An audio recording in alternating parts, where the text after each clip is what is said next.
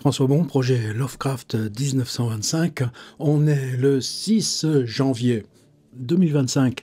Mais là, on s'en va de suite le 6 janvier 1925.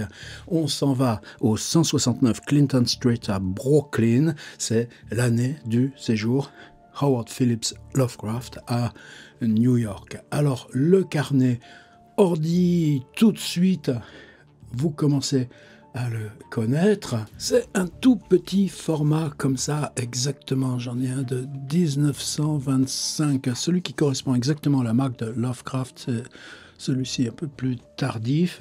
Et le mien de 1925, le voici. Mais ils avaient tous, en gros, la même taille. C'était des petits objets très populaires. Moi, j'ai un peu la collectionnite sur eBay, je les cherche. Quelquefois, j'en offre, n'est-ce pas, mon ami Sam. À l'époque, évidemment, c'était de façon éblouie que j'avais tout déchiffré et tenté cette première ébauche de traduction. Maintenant, il est numérisé haute définition là, sur le site de la Braun. On va tous en profiter.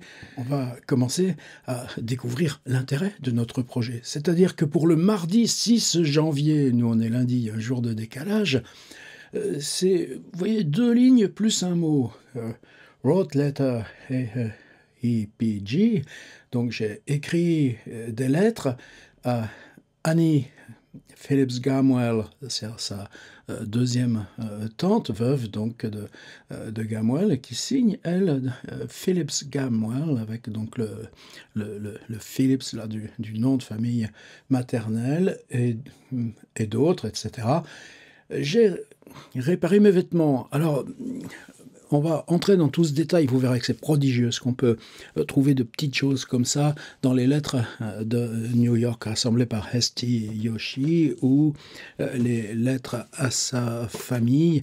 Mais celle de ce début janvier, apparemment, l'archive est perdue. On commencera à suivre les lettres plutôt à partir de la fin janvier. Sinon, on le saurait. C'était quoi? C'était un bouton? C'était un ourlet décousu? Bon, en tout cas... c'est bon. Les vêtements sont recousus. Clothes fixed. Et puis, ces 2 mots, arranged books. Alors, tu vas nous faire quelque chose avec ça? Eh ben oui, on va le faire ensemble.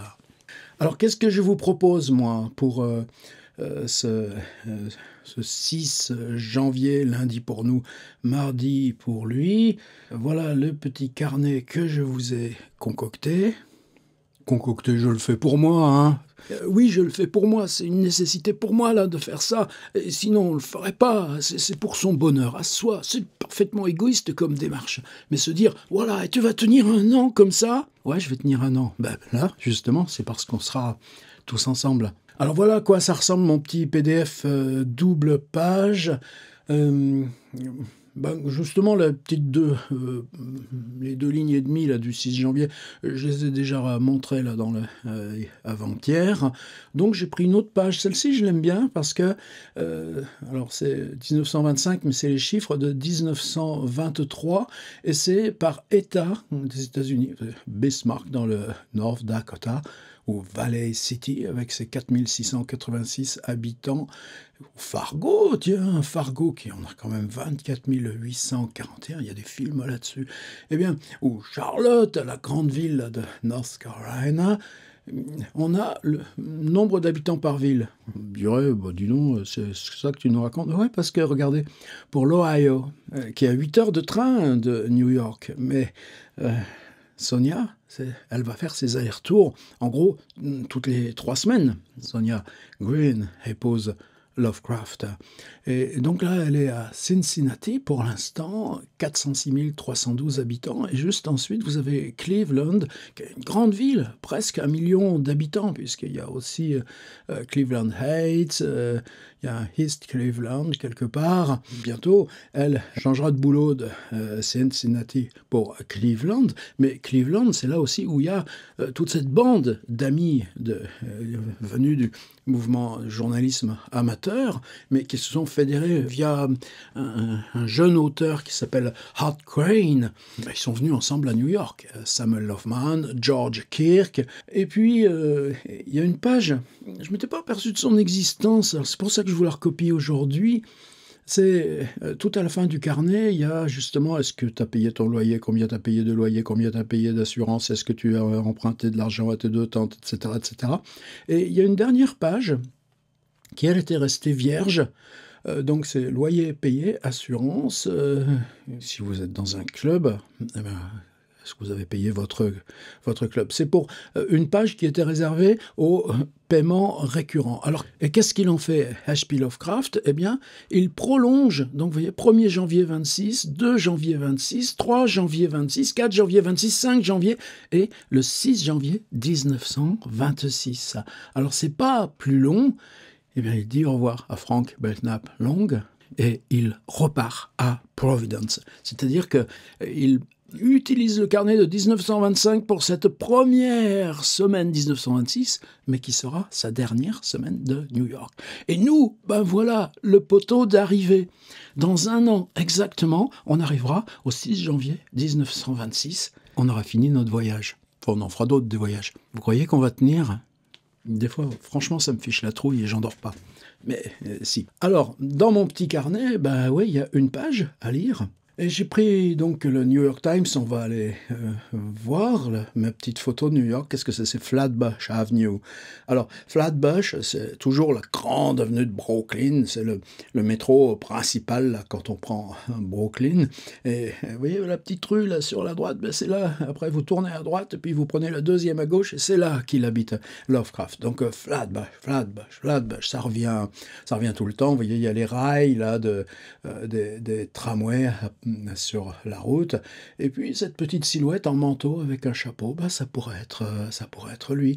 J'ai découpé aussi sur le New York Times toujours des petites publicités. Tiens, il y a un kangourou. Qu'est-ce que ça fait un kangourou? Ah tiens, c'est une publicité pour des cigares. Bon là, lui, c'est pas son genre.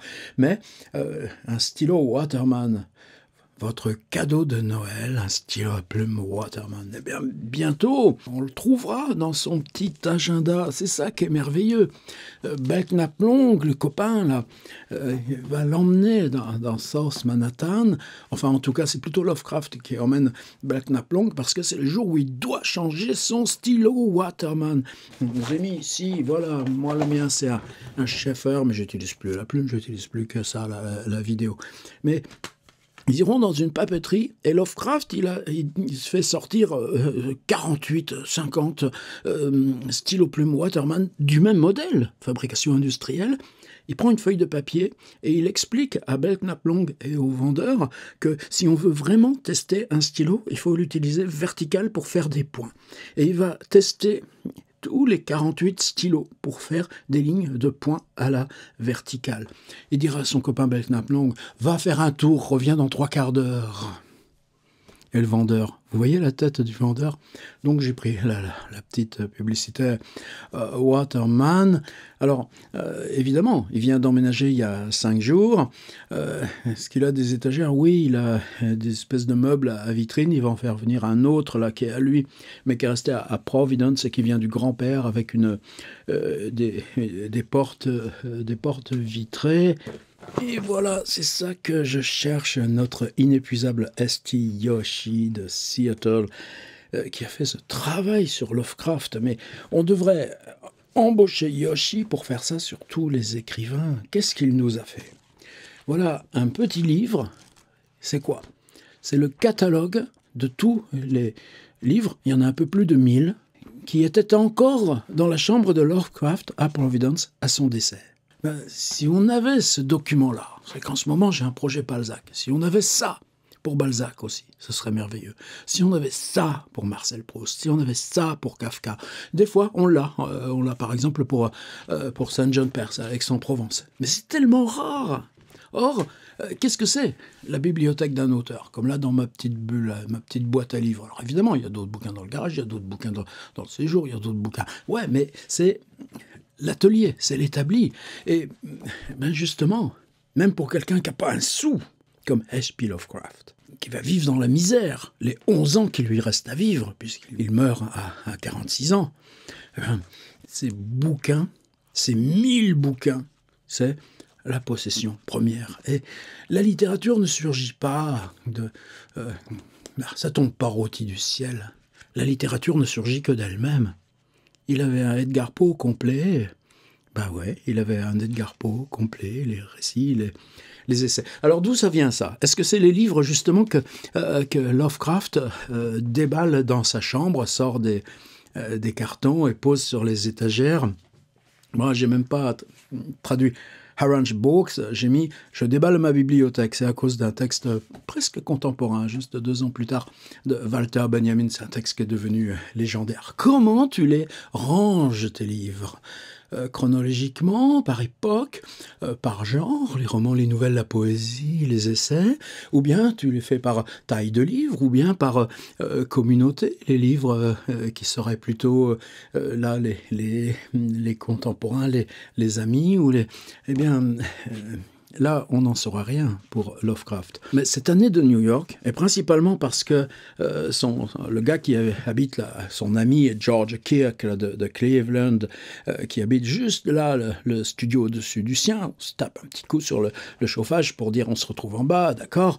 Eh bien, Kirk, lui, son projet, c'est de monter une librairie, pas une bibliothèque, mais un vrai marchand de livres d'occasion. Il va passer toute son année.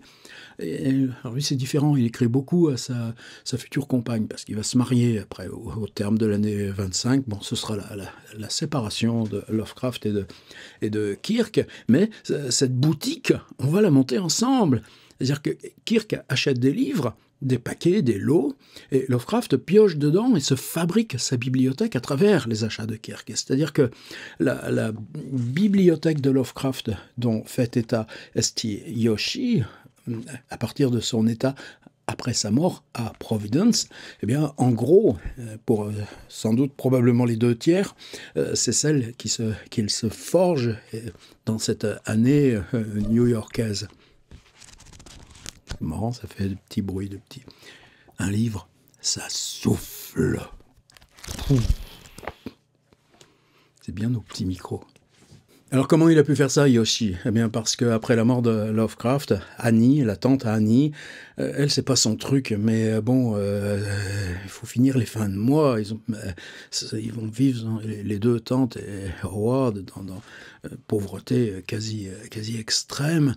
C'est pas quoi en faire des livres. Alors, on a Robert Barlow, vous savez, ce jeune type là, qui a, en 1925, il a quoi? Il a 12-13 ans, il a même pas encore commencé à correspondre avec Lovecraft, mais c'est Barlow que Howard désignera comme son exécuteur testamentaire. Et donc Yoshi, il a cette intelligence-là, c'est-à-dire que on a dans les papiers de Barlow son inventaire après décès, puisqu'il se suicide à cause de son homosexualité à Mexico en 1951.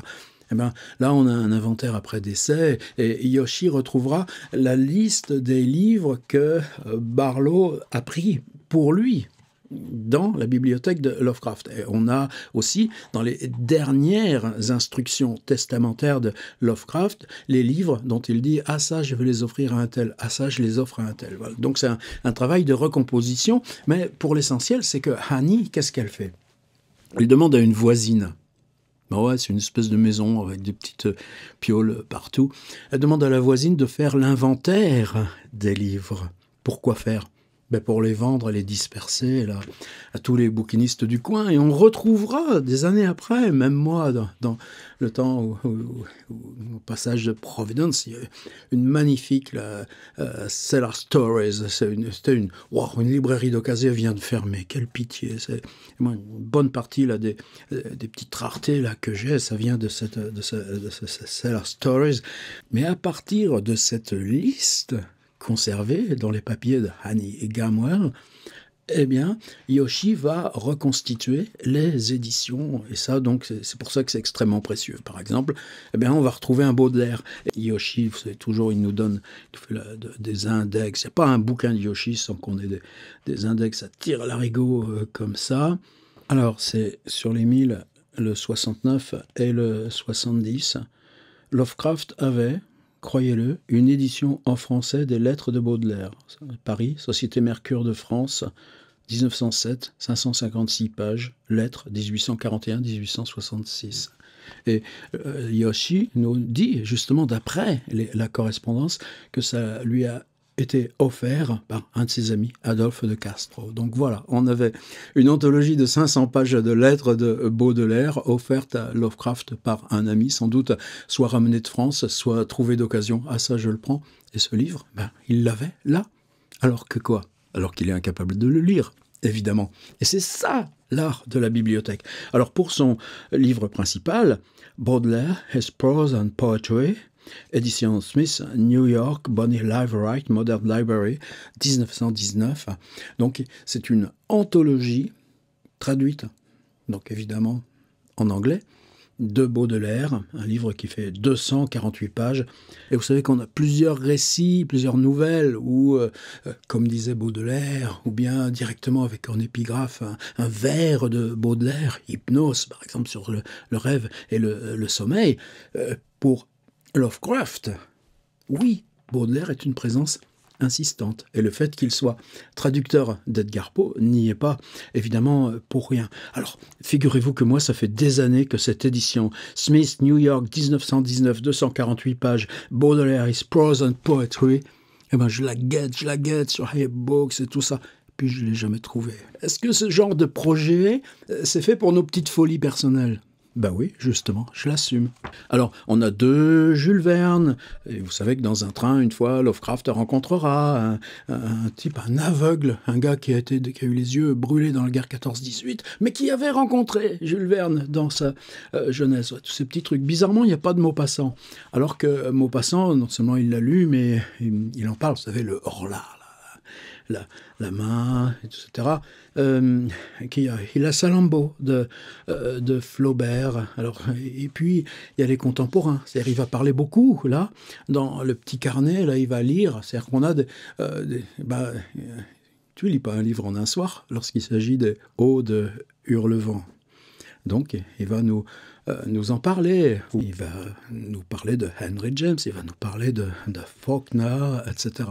Et il rédige en même temps cet essai sur la littérature supernaturelle. Là, moi, j'ai juste l'édition là, de Hippocampus Press. Bon, j'aime pas trop ces petites gravures qu'ils mettent sur le truc, mais bon, au moins, c'est des outils de travail, d'autant plus que là, dans ces Collected Essays, les 5 volumes, Hippocampus nous a fait la joie. J'aimerais.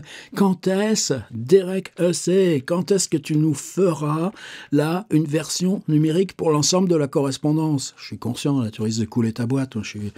Mais oui, moi ce CD là avec les 5 volumes, je m'en sers tout le temps. En tout cas, donc, quand il dit Arrange Books, pour moi c'est un monde, et ce monde, c'est précisément, est-ce que ça nous intéresse qu'il ait fait recoudre ses boutons? Ou recousu l'hurler? Non, c'est pas les chaussettes reprisées qui nous importent. Ouais, mais lui, croyez-moi qu'au mois de janvier, s'il y a un trou dans tes chaussettes, marcher dans New York, c'est plus tout à fait la même chose. Mais par contre, tout ce lien-là au livre, il faut que nous, on fasse le détour, qu'on plonge là, et là, on va retrouver pourquoi ça s'écrit comme ça, comment ça s'écrit, et qu'est-ce que tu fais contre toi-même ou à travers toi-même. Alors, retour ordi. Dans mon petit PDF double page, c'est un petit peu ça que je vous raconte. Et puis, bien sûr, chaque fois, un petit tour dans le New York Times du jour. Et je vous mets des petits morceaux ici, comme ça aussi, donc c'est le plaisir. Alors, le New York Times du jour, allons-y. La une, toujours bien de passer par la une, Mussolini là, qui va devenir une présence extrêmement insistante. Il y a des tensions aussi là entre les affaires commerciales entre la France et l'Allemagne. Qu'est-ce que tu veux, 7 ans après l'armistice de la Première Guerre mondiale, il y a du tirage. Et puis par contre, il y a ça. la première femme, et c'est dans le Wyoming, pour la première fois, une femme devient gouverneur d'un des États-Unis.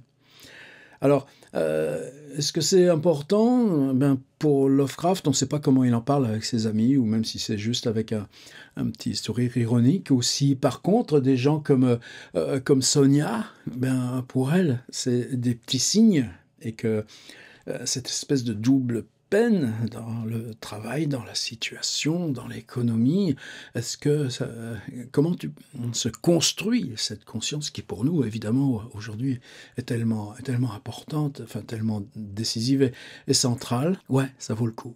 Voilà. Où est-ce qu'on en est en France en 1925? Tu vois.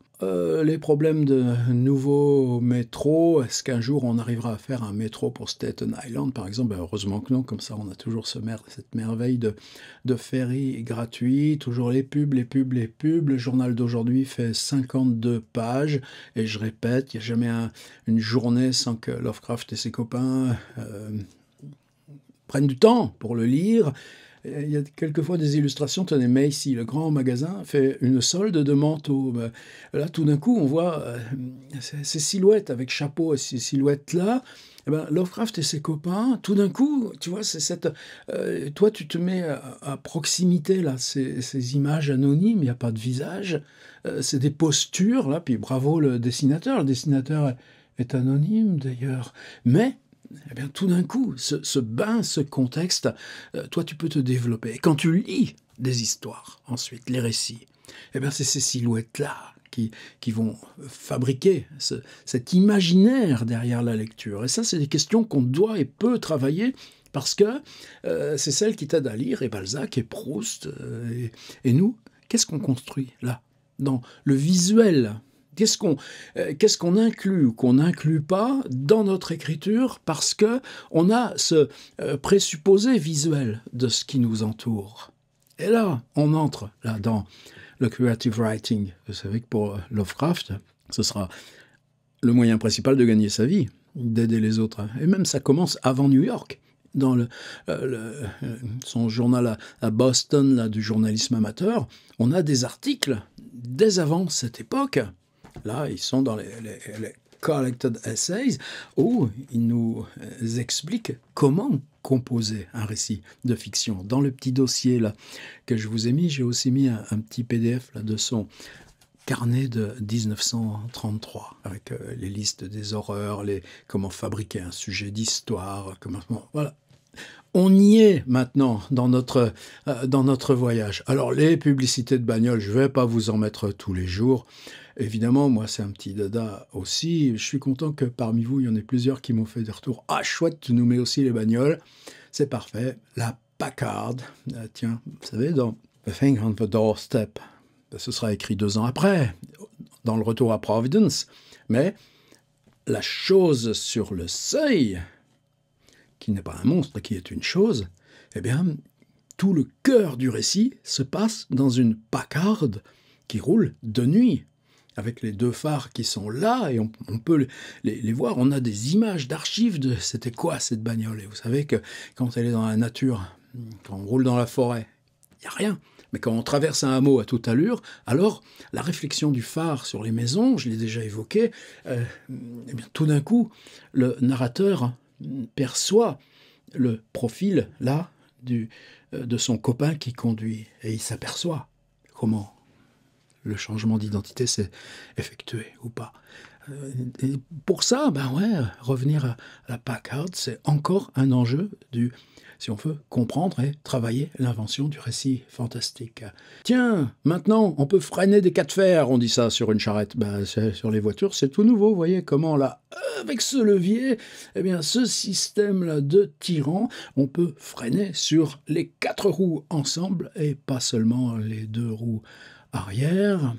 Allez, passez, accélère un peu, que me disent là tous ceux parmi vous qui regardent la vidéo. Mais c'est mon propre voyage. Regardez ça, les voitures Peerless, c'est pas un sacré travail de graphisme. Et le mystère pour moi, c'est ça. Qu'est-ce qui fait que sur ces 52 pages serrées, ce soit un petit article que tu choisisses pour, la journée? En quoi ça te concerne? Comment tu es tombé dessus? Et ben, celui-ci, justement, ce serait peut-être ça. Enfin, c'est moins l'article en lui-même qui fait pourquoi ce truc-là, là, à pile 100 ans de distance? Alors, peut-être parce que Devereux, vous savez, c'est Mick Jagger, là. Moi, je sais que j'ai un peu travaillé sur les Rolling Stones, un peu, mais tout ça, c'est pour moi, c'est la même chose. C'est dans la relation du langage au monde, et des symboliques et de l'imaginaire. Eh bien, je crois que est-ce que c'est son 7e ou son 8e, le petit Devereux, qui vient de fêter ses 8 ans ou ses 11 ans, je sais pas, il grandit vite, hein, le petit Devereux. Mais c'est le prénom du dernier, du plus jeune enfant, du plus jeune fils de Uncle Mick. Et tiens, Devereux, qu'est-ce que ça vient là faire ce nom? Et tout d'un coup, on est à Philadelphie, c'est le correspondant du New York Times. Il y a question de divorce. Tu vois, c'est formidable parce qu'on peut se prendre un article, se l'importer, se l'envoyer par email, ou le passer à quelqu'un. C'est super bien fait ce site. Je grossis encore et cette, cette dame-là, qui est la petite fille d'un banquier, on va être dans l'Amérique riche, l'Amérique qui n'a rien à voir, aux antipodes là, de ces pauvres garçons là, qui vivent dans leur misère à Brooklyn et qui cherchent comment finir à être payés d'un article à 30 balles. Eh bien, ce Devereux, c'était un champion de polo. Et à force d'accidents, de blessures à la chasse ou lors de matchs de polo, eh ben, il vient d'être enfermé dans un établissement psychiatrique.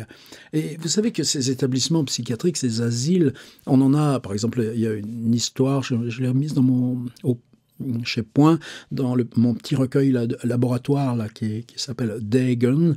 Il y a une histoire là, de 1922 qui est déjà écrite à ce moment-là, qui s'appelle Par-delà le sommeil.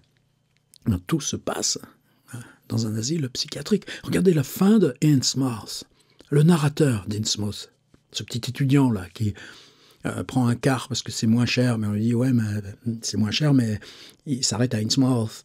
Eh bien, d'où est-ce qu'il nous raconte l'histoire? De l'asile psychiatrique où il est enfermé.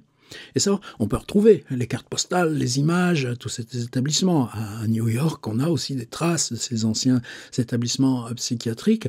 Eh bien, là, tout d'un coup, il y a une histoire comme ça, ce jeune type champion de polo, est-ce qu'il a pris un coup sur la carafe? On n'en sait rien, les détails ne sont pas là. Mais il y a le handicap.